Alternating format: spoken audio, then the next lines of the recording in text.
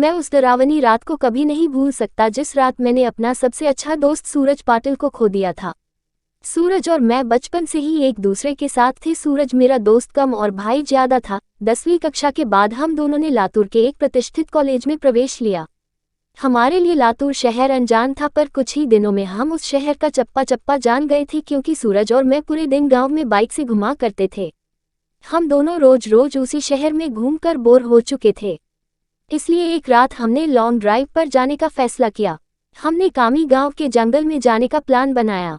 हम कामी गांव के जंगल में कभी नहीं गए थे, पर हमने सिर्फ इतना सुना था कि कामी गांव का जंगल सिर्फ नाम का जंगल है, क्योंकि वह हरे भरे पेड़ों के सिवाय कुछ नहीं था, क्योंकि उस जंगल में जो भी जंगली जानवर थे वो शिकार के कारण खत्म हो चुके थे। इसलिए रात में लॉन्ग ड्राइव पर जाने के लिए वह जंगल बिल्कुल सुरक्षित था, और उसी रात पूर्णमासी की रात भी थी। मौसम भी अच्छा था, इसलिए मैं सूरज के साथ कामी गांव के जंगल में जाने के लिए राजी हो गया। रात के 11 बजे हम कामी गांव के जंगल में दाखिल हो गए। हमने जैसा सुना था वैसे ही जंगल का रास्ता मक्खन की तरह मुलायम था। हमारी बाइक हवा से बातें करने लगी थी। वाकई बहुत मजा आ रहा था, पर मुझे इस बात से हैरानी हो रही थी कि हम जंगल के इतने अंदर दाखिल हो चुके थे, पर तब भी हमें रास्ते में एक भी गाड़ी दिखाई नहीं दे रही थी। जंगल का पूरा रास्ता सुनसान पड़ा हुआ था। तभी रास्ते में हमें एक पुल दिखाई दिया। सूरज ने इस पुल के बीचों बीच बाइक रोक दी। वह अंग्रेजों के द्वारा नदी में बनाया गया 100-200 साल पुराना ब्रिज था।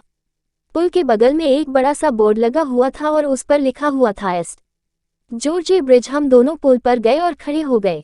पुल के नीचे से नदी बह रही थी और कोमल हवाएं चल रही थी। नदी के बहती हुई पानी में चांद दिखाई दे रहा था।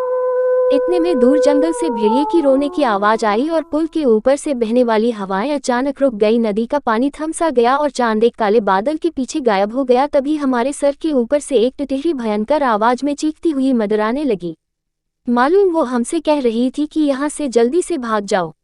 मैं सूरज, यहाँ कुछ अच्छा नहीं लग रहा है। टिटहरी का चीखना मतलब हमारे चारों तरफ खतरा मंडरा रहा है। हमें जल्दी यहाँ से निकल जाना चाहिए। सूरज, अरे भाई, कुछ अशुभ नहीं होता, बस ये अंधविश्वास है। यहाँ खड़े रहो और चुपचाप नजारा देखो। तभी मैंने सूरज से कुछ दूर पुल के पास एक औरत को खड़े देखा। दूर से तो वो दिखने में सुंदर लग रही थी, पर वह पुल के नीचे नदी में झांक रही थी। मैं उसकी तरफ देख ही रहा था कि इतने में वो औरत पुल के ऊपर चढ़ गई। मैं, सूरज अपने पीछे देख, वो औरत क्या कर रही है। सूरज ने पीछे मुड़कर देखा। वो औरत अभी भी पुल के रेलिंग के ऊपर चढ़कर नदी में देख रही थी। सूरज भाई, वो खुदकुशी करने की कोशिश कर रही है। सूरज ने मुझसे कहा। खुदकुशी? ये सब सुनकर मेरे हाथ पैर कांपने लगे, क्योंकि जब मैं एक बच्चा था तब मेरे दादाजी ने खुद को फांसी लगा करके खुदकुशी कर ली थी, और वो मैं ही था जो उन्हें पहली बार फांसी पर लटकते हुए देखा था। इधर सूरज उस औरत को रोकने के लिए उसकी तरफ भागा, लेकिन मैं वहीं खड़ा रहा, क्योंकि फांसी पर लटकते हुए मेरे दादाजी मेरे सामने आ रहे थे।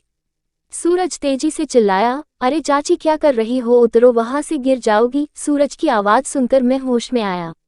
सूरज उस औरत के बहुत ही करीब जा पहुंचा था और तभी वो औरत नदी में कूद गई। तब तक मैं दौड़ते हुए सूरज के पास जा पहुंचा। वो औरत हमारे सामने नदी में डूब रही थी और चीख रही थी, बचाओ बचाओ, पर हम उसे सिर्फ डूबते हुए देख रहे थे, क्योंकि हम दोनों बहुत ज्यादा डर गए थे। वो औरत मदद के लिए बुला रही थी। फिर तभी सूरज ने अपनी टी-शर्ट उतारा और पुल के रेलिंग पर चढ़ गया। मैंने उसका हाथ पकड़कर उसे रोकने की बहुत कोशिश की, लेकिन वह नहीं माना। उसने मेरे हाथ से अपना हाथ छुड़ाकर उस लड़की को बचाने के लिए नदी में कूद गया। सूरज नदी में कूदते ही उसने अपने आसपास देखा तो उसे वह औरत कहीं भी दिखाई नहीं दे रही थी। उसने सोचा कि वह डूब चुकी होगी। फिर उसने गहरी सांसें ली और पानी के अंदर डुबकी लगाई। कुछ देर बाद वह पानी के ऊपर आया, लेकिन वह लड़की कहीं नहीं दिखाई दे रही थी। मैं मन ही मन सोच रहा था कि तभी मुझे लगा कि ये औरत नहीं बल्कि एक चुड़ैल है, और मैं डर के मारे कांपने लगा और जोर से चिल्लाया, सूरज। तभी वह चुड़ैल ने मेरे तरफ देखा और वह जैसे ही देखा मेरा सिर से पैर तक कांपने लगा। उसका चेहरा काला और आंखें पीली थी। माथे पर बड़ा सा कुमकुम था और नाक में बड़ी सी नथ थी। उसके नुकीले दांत उसके मुंह से बाहर निकले हुए थे और उसके नाखून जंगली जानवर की तरह लंबे और नुकीले थे। चुड़ैल, क्या हुआ, मुझे ढूंढ रही हो? हंसते हुए बोली। सूरज पानी की सतह से हमें देख रहा था। उसे भी पता चल चुका था कि ये कोई औरत नहीं बल्कि ये एक चुड़ैल है। सूरज हमें चौड़ी आंखों से देख रहा था। मैंने सोचा अब ये चुड़ैल मुझे इसी पुल पर चीरफाड़ कर मार डालेगी और फिर मेरी कच्चे मांस को चबा चबा कर खा जाएगी, क्योंकि मैं अकेले ही उसके पकड़ में आ गया था और डर के मारे मैंने अपने पैंट में पेशाब कर दी। चुड़ैल, डरो मत, मैं तुम्हें नहीं, उसे अपने साथ नदी में ले जा रही हूँ। जब मैं ये सुना तो मेरा दिल डर से दहल उठा। मैंने सूरज से चिल्लाते हुए कहा, सूरज जल्दी से पानी से बाहर निकलो, नहीं तो ये चुड़ैल तुम्हें पानी में ले जाएगी। सूरज पूरी तरह से डर गया था, उसके हाथ पैर सुन्न हो गए थे। उसे एहसास हो गया था कि वह नदी में से बाहर नहीं निकल पाएगा क्योंकि वह नदी के बीचों बीच था। चुड़ैल मेरे तरफ देखकर मुस्कुराए और फिर नदी में छलांग लगा दी। सूरज आखिरी बार चिल्लाया और चुड़ैल उसे पानी में अपने साथ ले गई। कुछ देर तक पानी में से बुलबुले निकलते रहे पर कुछ देर बाद वो भी बंद हो गए। मैं आंखें फाड़ फाड़ कर नदी में देख रहा था और सूरज को पुकारता रहा और इतने में नदी के पानी में खून दिखाई दिया। मेरी आंखों में आंसू आ गए और मैं समझ गया कि उस चुड़ैल ने सूरज को मार दिया है। मैं वो सदमा बर्दाश्त ना कर सका। मेरी आंखों के सामने अचानक अंधेरा छा गया और मैं उसी जगह पर बेहोश हो गया।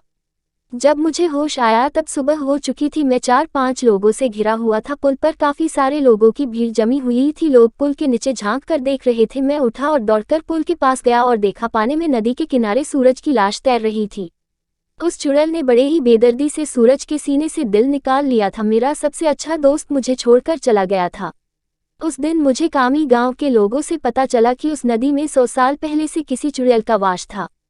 असल में हुआ ये था कि अंग्रेजों के जमाने में एक अंग्रेज अफसर ने सुंदरा नाम के एक औरत का बलात्कार किया था। ये बात आसपास के हर गांव में फैल गई थी। इसी कारण सुंदरा से गांव की कोई भी औरत बात नहीं करती थी क्योंकि सब लोग कहते थे कि उसकी पवित्रता नष्ट हो चुकी है। गांव के लोग उसे हर दिन ताने मारते थे। कुछ दिन बाद सुंदरा के पति ने भी उसे छोड़ दिया। तब सुंदरा अपने घर चली आई। कामी गांव ही उसका मायके था, लेकिन वहां भी उसे बहुत सारी बेइज्जती झेलनी पड़ी। वह हर दिन लोगों के ताने सुनकर तंग आ गई थी। इसलिए एक दिन पूर्णमासी की रात सुंदरा ने कामी गांव के एस्ट जॉर्जे ब्रिज से नदी में कूदकर खुदकुशी कर ली थी। मरने के बाद वह चुड़ैल बन गई और पूर्णमासी की रात सुंदरा उस ब्रिज पर आती थी और लोगों को इसी तरह कपट से अपना शिकार बनाती थी। कामी गांव के कुछ बुजुर्ग लोग ये भी कहते हैं कि 100 पुरुषों या लड़कों का दिल खाने के बाद वह चुड़ैल फिर से एक सुंदर औरत बनने वाली थी। इसलिए वह सिर्फ पुरुषों और लड़कों को अपना शिकार बनाती थी और उनका दिल कच्चा चबा जाती थी। सूरज के मारने के बाद कामी गांव के एस्ट जॉर्ज ब्रिज पर कभी भी वह चुड़ैल दिखाई नहीं दी। इसीलिए कामी गांव के लोग कहते हैं कि मेरा दोस्त सूरज उस चुड़ैल का आखिरी शिकार था और उसके बाद वह फिर से जिंदा और सुंदर स्त्री बन गई और अभी वह किसी आदमी के साथ सामान्य जीवन जी रही होगी।